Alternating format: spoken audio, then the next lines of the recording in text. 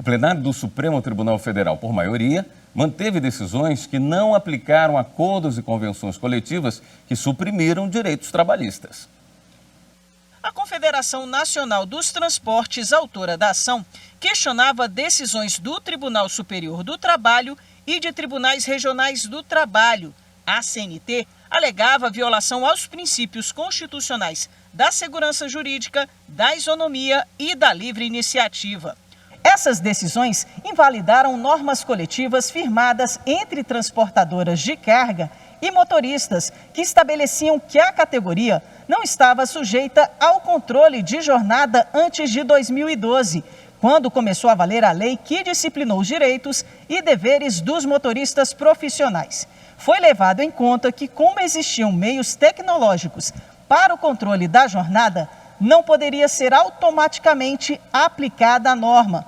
Com isso, os empregadores foram condenados ao pagamento de horas extras e de horas de trabalho prestado em dias de descanso ocorridos antes da vigência dessa lei. A discussão ficou dividida em duas correntes. O relator da ação, ministro Gilmar Mendes, entende que as decisões do TST e de tribunais regionais do trabalho são inválidas, porque a Constituição Federal assegura a supremacia da negociação coletiva. Ele foi acompanhado pelos ministros Nunes Marques, André Mendonça e Alexandre de Moraes. Entendo que as decisões da Justiça do Trabalho que afastam a validade da incidência do artigo 62.1 da Convenção das Leis do Trabalho, deixando de aplicar a cláusula contratual de acordos e convenções coletivas em que deliberada sua aplicação à categoria para situações ocorridas antes da entrada em vigor da Lei Federal 12.619 de 2012, ofendem os princípios constitucionais da segurança jurídica, da isonomia, da livre iniciativa e principalmente a supremacia das convenções e dos acordos coletivos. A divergência foi aberta pela ministra Rosa Weber, que considerou que as decisões não afastam acordos nem a norma da CLT. Elas apenas concluíram que era possível realizar o controle de jornada e, por isso, eram devidas horas extras. Esse entendimento foi seguido pela ministra Carmen Lúcia e pelos ministros Edson Fachin, Luiz Roberto Barroso e Ricardo Lewandowski.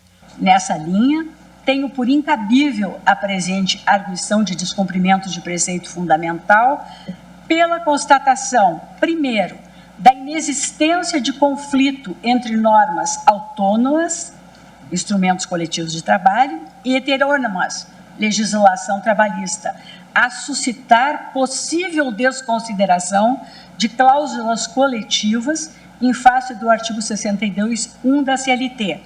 Ao contrário, as decisões impugnadas ajustam-se ao teor das convenções de trabalho pertinentes, traduzindo mera exegese do artigo 62.1 da CLT. O julgamento entrou no terceiro dia, faltando os votos dos ministros Dias Toffoli e Luiz Fux. Toffoli votou pela improcedência da ação. A meu ver, com as mais respeitosas vênias, as decisões judiciais da Justiça do Trabalho que procedem a essa análise à luz de cláusula convencional remissiva ao 62.1 da CLT não estão negando validade aos referidos acordos coletivos, que apenas determinaram a sua incidência. Pelo contrário, tais decisões promovem a interpretação do dispositivo de acordo com as provas produzidas nos autos, de forma a verificar se o trabalhador litigante poderia ou não ter sua jornada fiscalizada pelo trabalhador, se estava ou não anotada na sua carteira e no registro de empregados, se o controle de jornada é ou não compatível, naquele caso concreto, com a atividade externa exercida, porque não estava explicitamente na cláusula afastada a sua possibilidade de não recebimento de horas extras. O ministro Luiz Fux acompanhou o voto do relator. Não respeitar a convenção coletiva, ela é um sinônimo de insegurança jurídica, que é tudo que o país não precisa, nesse momento, do seu soerguimento econômico após esse flagelo da pandemia. Por essas razões, eu estou aderindo à tese dos que conhecem a DPF e, ao mesmo tempo, estou aderindo à tese do eminente relator e julgando procedente o pedido. O plenário, por maioria, manteve as decisões do TST e TRTs que não aplicaram acordos e convenções coletivas que suprimiram direitos trabalhistas.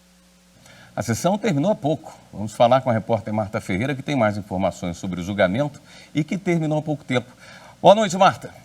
Boa noite, William. Boa noite a todos. Na sequência da sessão foi iniciado o julgamento de um recurso extraordinário com agravo que discute a validade de norma coletiva que suprimiu direitos relativos ao tempo gasto pelo trabalhador no deslocamento de casa até o trabalho em troca de outros benefícios.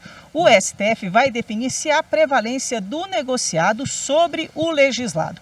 O relator desse recurso é o ministro Gilmar Mendes. Hoje houve as sustentações orais, foram 14 no total, além da manifestação do Procurador-Geral da República. O julgamento será reiniciado amanhã com o voto do relator, o ministro Gilmar Mendes, e dos demais ministros. William.